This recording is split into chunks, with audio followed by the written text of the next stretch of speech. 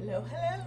Welcome to the channel here where I do what I call mini readings, which is usually just one poem. Sometimes my work if I'm promoting something. Sometimes other people's work. I'm trying to build up a whole library of poems from all over the world, and there are over 100 videos on this channel now going back to 2011. Yay, you can see me age. But they're poems from everywhere. My name is Sabne Raznik, and of course most of the poems that I read on this channel are in translation. I read the English translations because that's the language I'm most familiar with.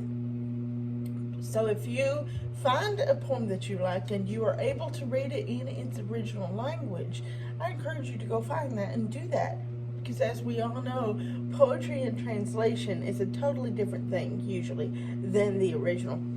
It's not inferior, I wouldn't say. It's just different. Because, like, you know, poetry is so abstract most of the time, as far as how it expresses itself. And it can be difficult to translate that into another language.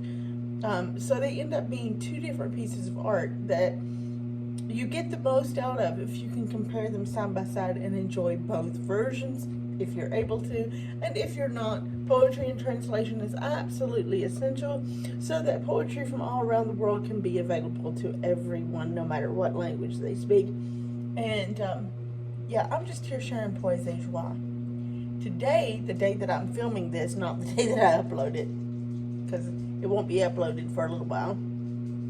But today is Bloomsday, June 16th, and 2023 incidentally. But the important part is June 16th, and Bloomsday is the day. Hi, Joy. Bloomsday, that's my dog, Joy. Bloomsday is the day when everybody in Dublin dresses up in Edwardian period dress and celebrates everything James Joyce. Now, we generally think of James Joyce as a prose writer, an experimental avant-garde prose writer, and he was so far ahead of his time that even today when people sit down to read it, it strikes them as experimental and avant-garde 100 years later, right? Because Bloomsday gets its name from Leopold Bloom, the lead character in the book Ulysses. Ulysses was published in 1922, so it is officially 100 years old now. In fact, it's 101, and it has, I think it has entered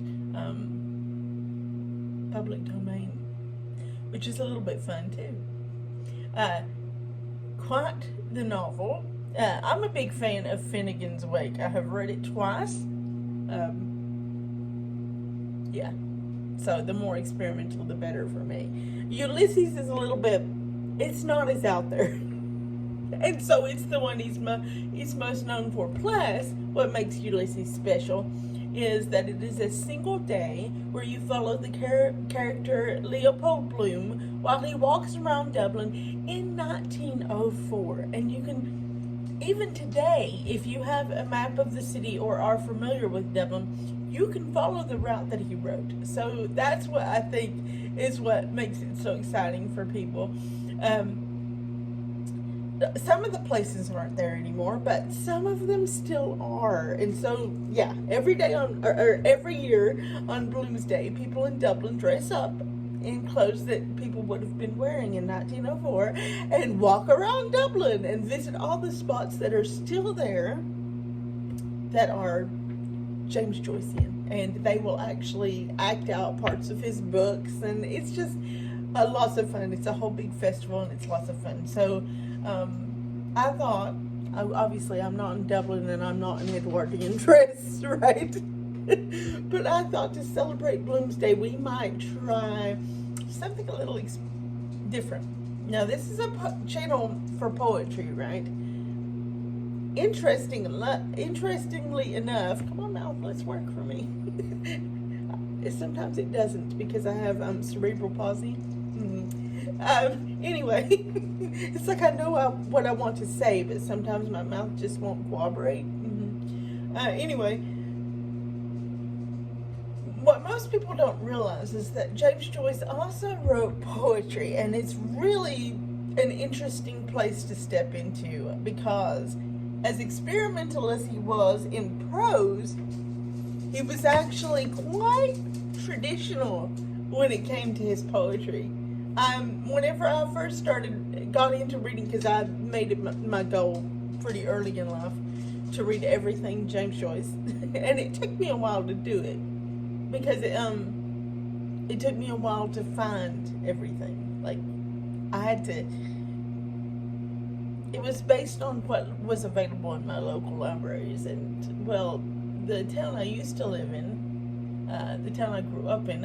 This is my hometown. I consider where I'm living now to be my hometown, but the town I grew up in, that library didn't have a lot on James Joyce. This library had Ulysses, and I bought Finnegan's Wake, read it myself, and then donated that to the library. And that's the reason why the local library district has Finnegan's Wake, because I bought it and then gave it to them after I read it. Sometimes whenever you find there's something you want to read that the library doesn't have, you have to be proactive about it. Okay, well, I'll buy it and donate it. So that was interesting because a couple years back, it was before the pandemic, so maybe more than a couple years. Anyway, I went to the library and I checked out Finnegan's Wake. Yeah, I went to the library and checked out my own book and read it again.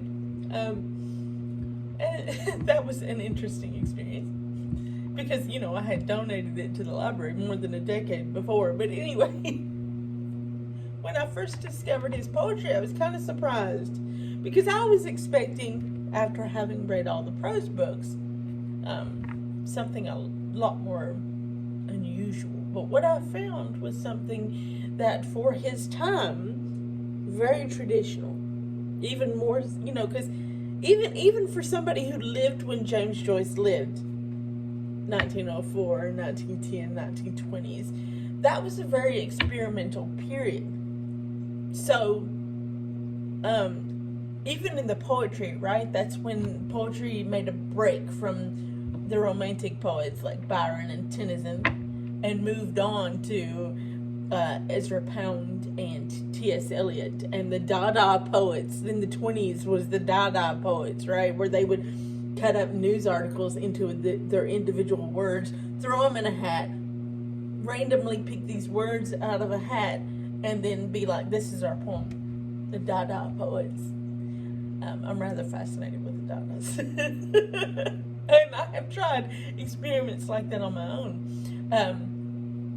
Of course, I'm all about the avant-garde. I don't necessarily write it all the time. Some of my poems can be quite traditional too, and some of them can be quite avant-garde. It just depends on what I feel like writing at the time. And I try to group my collections, though, into themes, so that if you're reading a collection of poems, it does happen where you'll be reading kind of a traditional poem and then boom, there'll be one that's out there. But most of the time, I group my collection so you have a little bit of tradition in this collection, and then over here you have the avant-garde in this collection, and so you don't have that jar that can happen when you move from one to the other. But I do run an e-zine called Avant Appalachia, where it's all about the experiments, the experimental writing and avant-garde, and also experimental visual art, experimental short stories. Some issues are more flamboyant and fun than others because, it's based on whatever submissions we get and we have to publish something. And sometimes the submissions we get are a little bit on board, to be honest. But some issues are really exciting. Anyway, so that's how I came to be associated with the avant-garde, is because I looked around and I said, look, here in Appalachia where I live, everybody's still like poo-pooing on self-publishing, and and whether self-publishing works out for you or not has a lot to do with how much work you're willing to put in and how professional you're willing to make your book look. That depends a lot on you, and how much work you're really willing to put into marketing. That depends more or less on you. But there are, I was looking around the writers in my area and stuff, and I'm thinking they're still poo-pooing on self-publishing like it's going to ruin your career if you do that, without considering how the world has changed since the advent of the internet. And they're still going, and really, like I said, what you get out of self-publishing really depends a lot on how much you put into it. It's not for somebody who just wants to publish a book and sit back and twiddle their thumbs. If you're going to self-publish, it takes a lot of work, but it's worth it, because then you have full creative license, and you don't have anybody telling you, well, we have to pick your cover image, or that's just not, that's too out there, too experimental or whatever for any publisher to risk publishing, because we're not going to make money off of it. If you self-publish, you have full creative, artistic license to do what you want, but it does take a lot more work if you want it to work. So if you're thinking, I'm just going to publish this to inflate my own ego and then sit back and twiddle my thumbs, then maybe you should go the more traditional route, right? And so, but anyway, I'm sitting back listening to these writers in my area, the upper echelon, I guess, of the literati of Appalachia, and this is what they're talking about. Note, self-published, and they're totally against the avant-garde, so hard against the avant-garde, and I'm sitting here thinking, that's the tradition I come from, though. I come from and it is kind of a tradition now to be avant-garde, because, it all started in 1914, right? And so it's like, yes, it's experimental, and yes, we still push the envelopes. Yes, there are things to explore as far as what poetry can become in the 21st century, taking things even further, right? But it has become a tradition in and of itself, in a way, to push boundaries, but I'm not against that. So I'm thinking that's the tradition I came from, because I'm all about the modern poets and the Dada poets and James Joyce and Beckett and people like that really pushed what constitutes literature, what constitutes a sentence, and how you write a sentence. What do you need paragraphs or not? I grew up with that. I grew up with U2, and U2 are also very experimental. Now, nowadays, a lot of people don't think of them that way. They think of them as mainstream corporate rock, because when you get really famous, you just get tagged with that. But if you go back and you look through their catalog, especially in the 90s, but really throughout their entire career, they were always making music that sounded completely different from everything else that was on the radio at the time. The Joshua Tree, which for now for people sounds very traditional to their ear. When it first came out in 1987, and I know this because I was alive, there was absolutely nothing else on the radio that sounded like that. With or without you, oh my goodness. So for their time, they were very avant-garde, and their most avant-garde piece would have been the album under the band name Passengers that they put out, called Original Soundtracks 1, Volume 1, and it was soundtracks to movies that don't even exist, fictional movies. And that is, I love to listen to that when I'm putting together an album, an issue of On Appalachia, because that's their most experimental bit. It took a good 20 years before people even realized that was U2, and even now it doesn't tend to be, when people talk about the U2 catalog, they don't tend to put that in there, even though it very much is there and it belongs there, because it is so different, and it doesn't even really sound like them. A lot of the songs, Bono's voice is not there. He deliberately used his voice in different ways, or not at all in some songs, because the purpose was to eschew the idea that this is U2, right? They were pushing boundaries. So that's the tradition I came from. People who wanted to blow up the tradition, push the boundaries. You have to know the rules before you can break them, but break the rules because, in order to break them properly, people can tell if you break a rule that you didn't know the rule to begin with if you don't break it in the way that you break it. You can tell. There's good ways to break rules and bad ways to break rules, but that's what avant-garde is all about. That's what experimentation is all about. And so they're poo-pooing on all this, and I thought to myself, there is no venue. I know I'm going around in circles to tell this story, but this is just how I talk. And if you knew my family, they all talk like this too, and bear with me. So they're all poo-pooing on this, and I'm sitting there thinking, there is no venue in Appalachia for the avant-garde and experimental. And I know there has to be an avant-garde and experimental movement in Appalachia. I can't be the only one who's sitting here going, what? Because Appalachia is not what it used to be. I mean, we still have our old traditions, or at least we're trying to preserve them as they're dying. As, the quilt making and the old-time mountain music and all that. We still have that. But even coal mining still exists in this little pocket, right? Not so much as it used to, but it still does exist in a little pocket.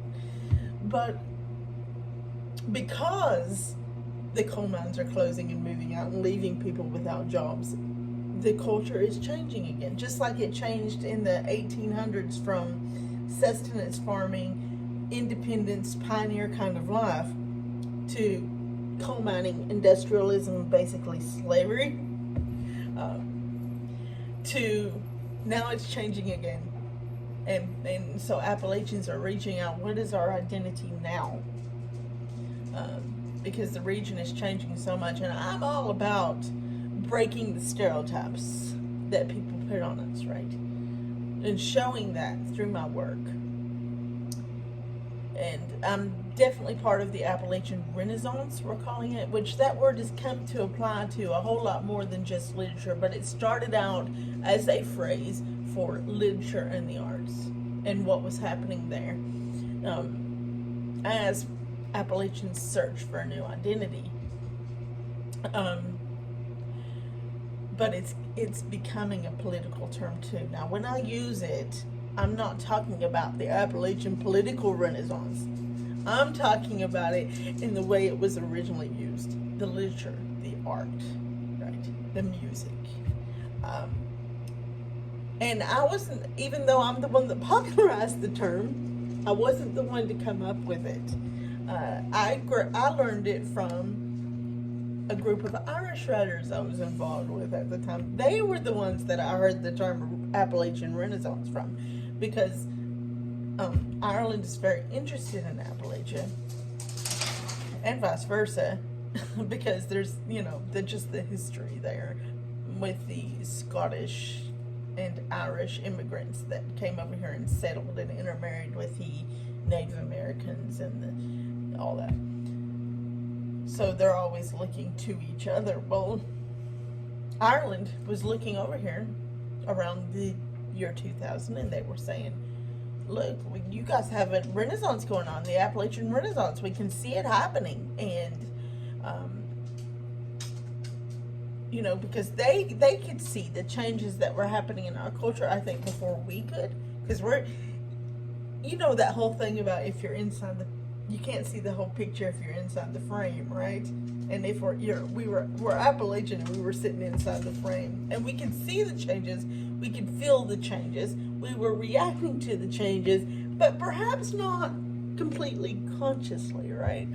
But the Irish, they were like, we see what you're doing over there, and they were calling it the Appalachian Renaissance. So I grabbed that from them and popularized it, and it's become a whole movement now in art and literature and music, and it's come to be applied to things that I would never have applied it to, but that's for other people, because I'm just not a political person.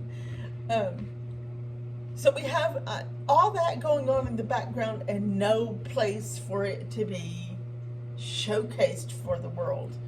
Nobody was offering any outlets for this. And I thought, in order for any literary scene to be healthy, there has to be a certain amount of experimentation going on, or else it's going to become staid, it's going to stagnate, and everybody's going to be able to see that it's stagnated. There's nothing wrong with the traditional ways of doing things, the traditional music, the traditional poetry, this traditional art, the quilt making and all. Absolutely nothing wrong with that.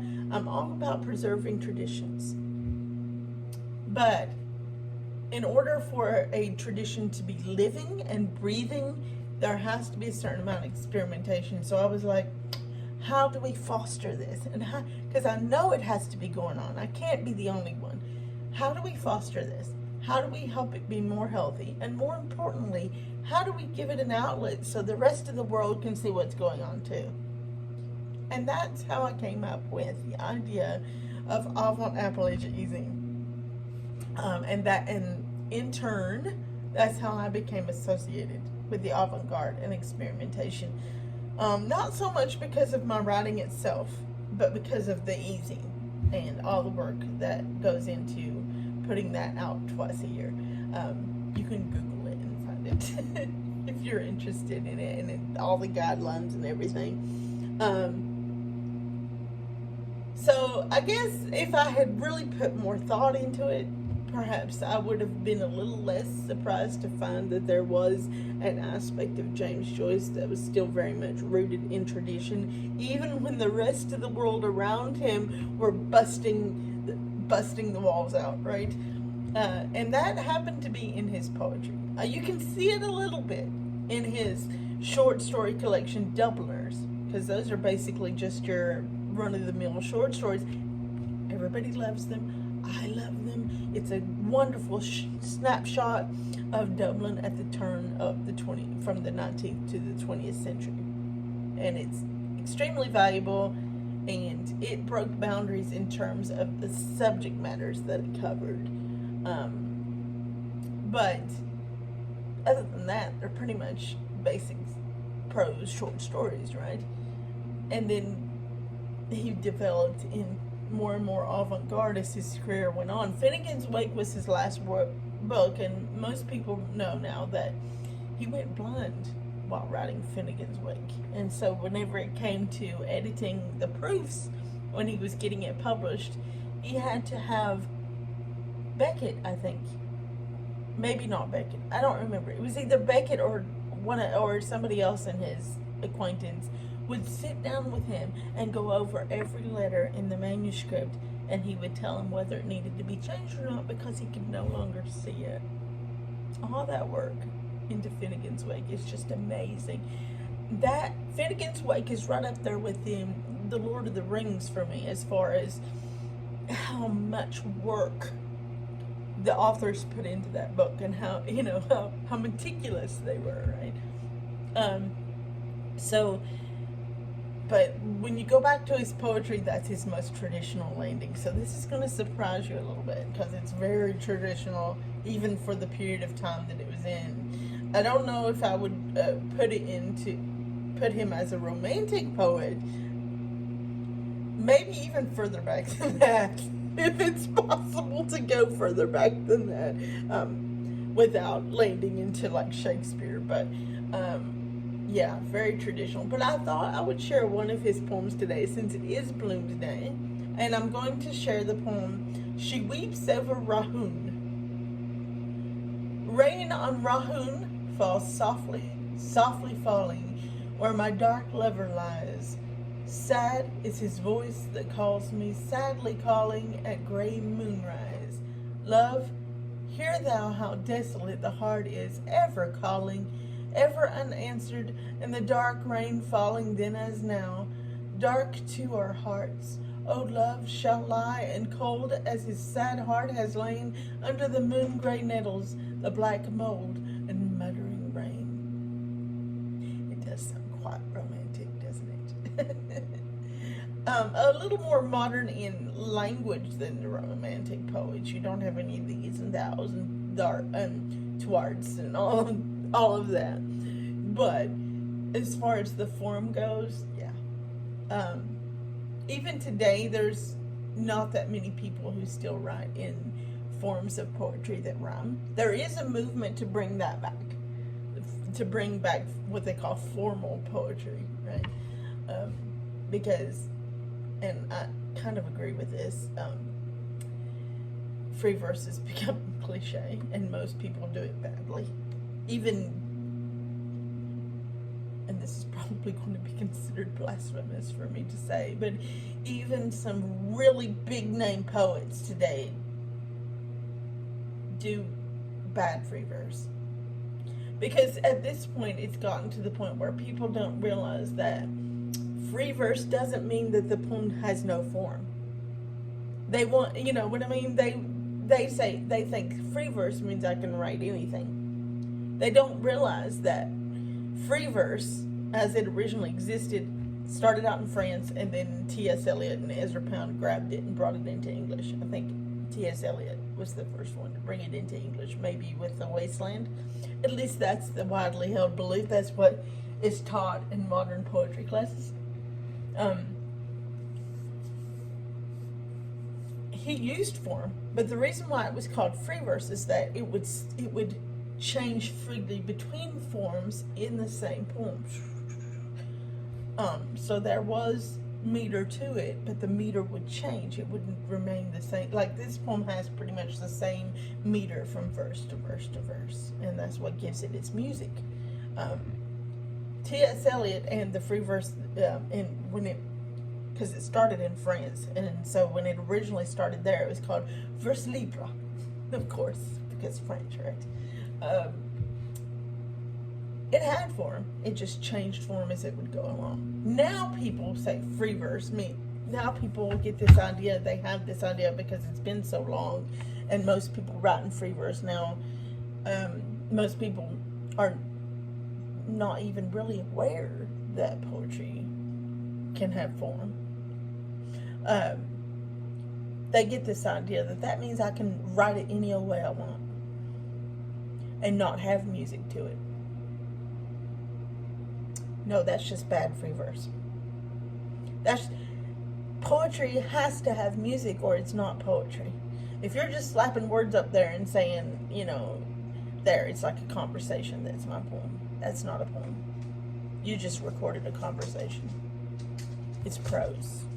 It's prose that you have broken up into lines. There is a difference. And see, this is what I mean about, if you're going to be an experimental writer, poet, artist, whatever, you have to know the rules before you can break them, because you can tell when someone is breaking them badly or never knew them to begin with. This is what I'm talking about. And so people have practiced this bad form of free verse for so long that it has become cliche, and so there is a movement to bring back form. And that's valid. That's valid, because like I said, obviously most people practicing poetry today are not even aware of the rules that they are supposed to be breaking. And they're just writing bad poetry. And that's true of some really big names too. And I won't name any in particular because I don't want anybody to come for me, but I know when I read a good poem and when I don't, because I've been reading poetry since I was able to read. And at this point, it's just an intuitive thing, right? I can feel when I'm reading a good poem and when I'm not. And I know when somebody is just throwing words up there and saying, I can do this because it's free verse. And whenever they're actually practicing free verse. And whenever they're doing something that's truly experimental and avant-garde and fun. And when they're just doing just bad poetry. Now, I'm not saying that everything I have ever written or published is good poetry. No, I have my fair share of bad stuff out there too.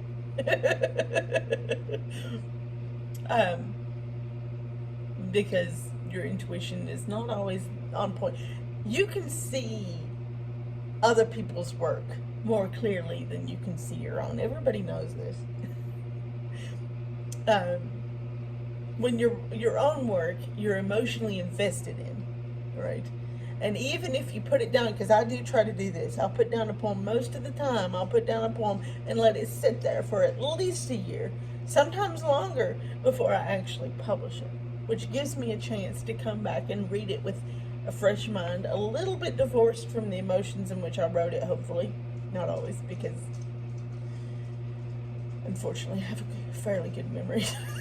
But I try to have myself divorced from, to a certain extent, from the circumstances in which the poem was written, the emotions in which the poem was written, so that I can try to read it objectively. But the fact is, you just can't really do that with your own work the way that you can somebody else's. So I have my fair share of bad stuff out there too. But I'm just saying, yeah. But anyway, yeah, happy Bloomsday. And I hope you enjoyed this little foray into James Joyce's deeply traditional side that just kind of like glaringly pops out when you read his poetry versus when you read his prose. His prose is glittering and exciting, and Finnegan's Wake is like really challenges. I think even though Beckett came after Joyce, I really think Finnegan's Wake trumps anything that Beckett ever did. It really just blows literature. To this day, it still blows literature out of the water. And it's 100 years old, but it's still, when we read it today, we are still challenged by, wow, this is what literature can do, right? So it's just amazing that 100 years later, it still strikes you as really avant-garde and experimental and really breaking the boundaries. But then you go back and you read his poetry and you're like, did not expect that. That could just as easily have come from Spencer, except that the language itself is more, the words, the individual words are more modern. So it's like, ooh, okay. It just shows you a different side of Joyce, which I thought would be appropriate for today, because today people are focused on Bloomsday. People focus mostly on Ulysses or Finnegan's Wake, mostly Ulysses. And this is a channel for poetry, so a little side of Joyce that people don't usually see. I hope you enjoyed the Poésie Joie. See, my mouth just isn't working. Poésie Joie, which is French for the joy of poetry. Anyway, I thought I'd make that clear, since my mouth is not working for me today. That if the French didn't come out clearly, you would at least know what I was trying to say. And I hope that I didn't ramble too much and mess it up. But, because when I get to telling stories, you know, you got all these little side things you have to explain in order for the story to come across fully, and then you end up like going around in circles, I think. And my whole family does that. And I tend to be a more impatient listener than I am a talker. Sometimes somebody in my family be trying to tell me a story, and I'm like, okay, I've already guessed the ending of this story like 20 minutes ago. So but then I find when I sit down to talk like this, that I do the same thing. I do the same thing. So I hope I didn't ramble too much and you still enjoyed this. And happy Bloomsday, however you choose to mark it, or if you choose not to mark it at all, you know. Just I'll be honest, most of the time I'm busy with other things. I've got this is the same week that my grandmother died in 2010, and so in my family, this week is not necessarily a good one. So usually when it comes to Bloomsday, I'm like, in my head I go, oh, it's Bloomsday, yay, and that's as far as it goes. So I thought this year I would mark it in a more positive way. It's sad that I lost because my grandmommy, my mother's mother, integral part of the family. She was, we're Cherokee on my mother's side, and Cherokee was a matrilineal society. So even today in my family, we have who we call the matriarch, who takes care of the whole family. That was my grandmother. And when she died, it was supposed to pass to my mom, like, without anybody even saying anything. That's just how we think, right? But my mom was like, the family is too large, and her blood pressure stayed at dangerous levels and the whole time. And then she was finally like, nope, I'm gonna pass this off to somebody else. I think I don't know who's considered the matriarch now, because after grandmommy died, my mother's mother, the family sort of, she was really the piece that held it all together, and now everybody's sort of grouped up into their individual cliques. The extended family is sort of grouped up into their little immediate families, and we don't really get together as much. My dog was doing something. I wanted to get eyes on her, but she's fine. I just wanted to make sure that sound I was hearing wasn't destruction. But it's a toy, so it's fun. Yeah, it's like we don't really get together so much as an extended family, and we're not as close as we were before she died. Is one of the sad facts of losing her. But so usually every year, come this week of the year, my little immediate family, what's left of it, is focused on that weight. So I thought I would be more positive today and do something to actually mark Bloomsday, just to lift the mood a little bit. Are you going to take it apart? I hope not. That was Ava's favorite toy. And it's like one of the few of her toys that are small enough for you to play with, so you could inherit it. Please don't eat it. You can eat your other toys. You can eat your other toys. Yes, this is my joy. I named her that because after Ada died, I missed my Ada so much. Y'all remember Awesome Ada, don't you? And if you don't, you'll see her if you go back to the channel and look at other videos. I missed my Awesome Ada so very much because she was such a special dog that I decided the next dog I got, I was going to name it Joy, because I needed some joy. So that's my joy. I was thinking about getting birds instead, and I was going to name them Joy and Jubilee. But it didn't work out. It didn't work out. Birds are so sensitive, environmentally sensitive, You gotta have the house just the right temperature, and they're really sensitive to like bad air quality. I mean, there's a reason why they would take canaries into the coal mine back in the day. So, well, not even back in the day. As recent as the 80s. They used to still carry canaries into the coal mine to warn them. If the bird died, then you needed to get out of there because the air quality was bad. Something might blow even. So there's a reason why they would do that, because birds are really sensitive to things. And the more research I did, the more I realized I couldn't keep the environment at the right, because most of the birds you buy as pets are from tropical climates, and I was like, I can't keep everything just so here. I don't want to keep everything just so.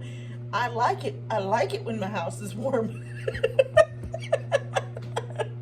And I can't control the air quality that happens around, especially, I was thinking about that this morning. I walked out, and actually last night I walked out, and the smoke from the wildfires in Canada is back. So it was really bad air quality last night.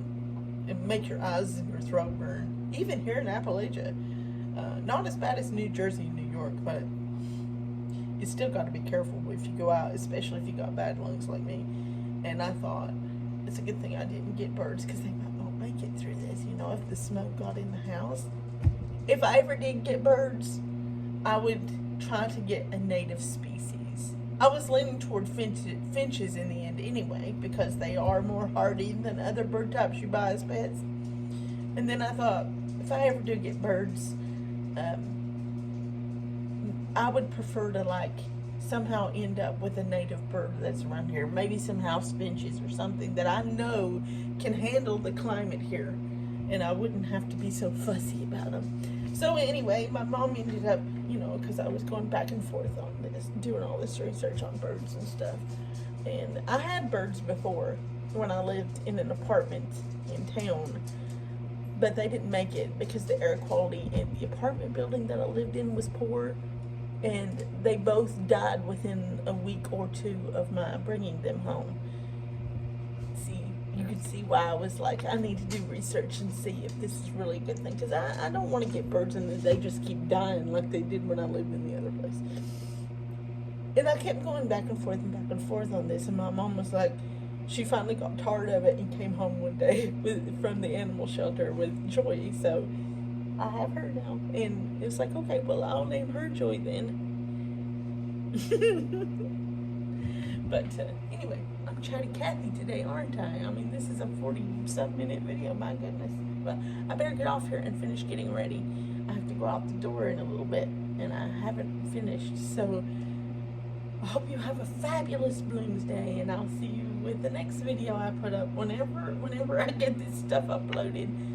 Thank you so much for joining me here on my YouTube channel, and I hope you'll come back another time. Don't attack on me till we meet again.